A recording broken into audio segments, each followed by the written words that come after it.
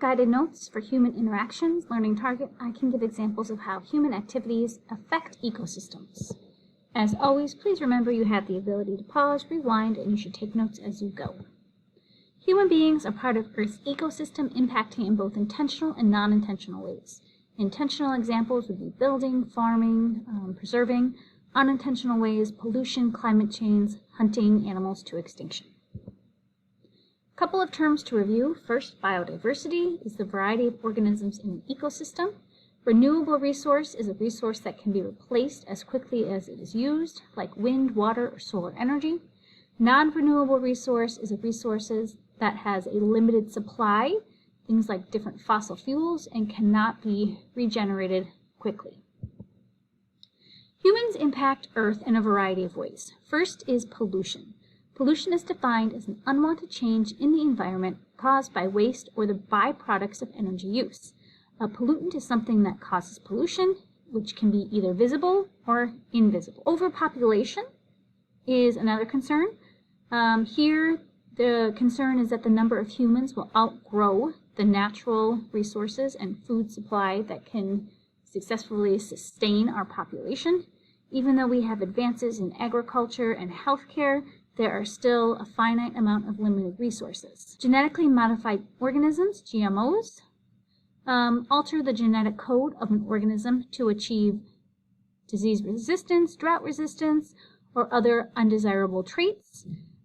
Genetic modification can not only directly affect the organism, but also indirectly affect the natural environment in which it lives, causing natural genetic mutations to occur.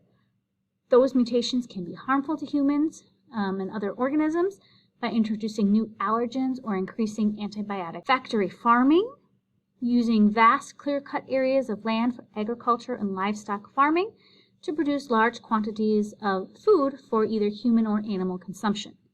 Clearing of large-scale land plots often brings in issues of erosion or nutrient loss to land. The byproducts of animal agriculture are carbon dioxide and methane, greenhouse gases, that also contribute to global warming. Pollutants from pesticides and herbicides, often used on crops, run off into streams and rivers, causing genetic deformities in aquatics. Deforestation is defined as the removal of large areas of forests for commercial or residential development. Harvested trees may be processed into lumber or paper or used for other commercial applications. Logging industries contribute to greenhouse gases in the atmosphere, as these plants are no longer there to take in the carbon dioxide which humans produce through the process of photosynthesis. Also causes erosion, habitat destruction as trees are uprooted and animals are displaced. It creates pollution from logging equipment, paper mills, lumber yards, and overall reduces the biodiversity and oxygen available on the planet. Non-native or invasive species are defined as any organism, plant, or animal that is introduced into a habitat where it does not naturally occur. Invasive species often cause environmental or economic harm and also can pose threat to human health. Example here is an invasive species that destroys and displaces the native population as it competes for different natural resources.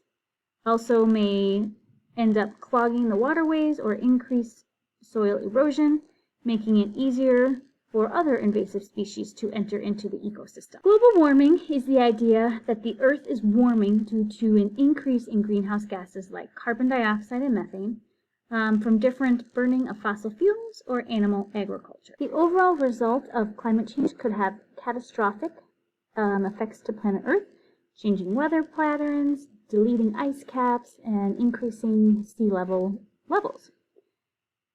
With all of these changes humans are making to the Earth impact the biodiversity and the availability of renewable and non-renewable resources. With all this bad news, however, there are some positive things that humans are doing to impact the Earth. First is the idea of conservation, which is preserving natural resources in a smart and sustainable way. Efforts have been made to set aside land for national parks, and we are currently using more and more renewable resources for energy, like wind and water energy. We reduce, reuse, and recycle.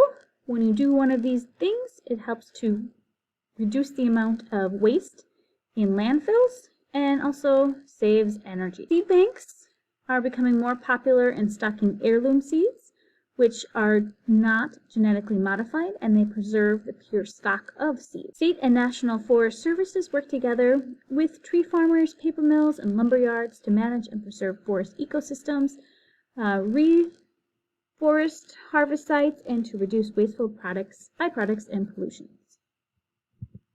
There are some things that you can also do to help.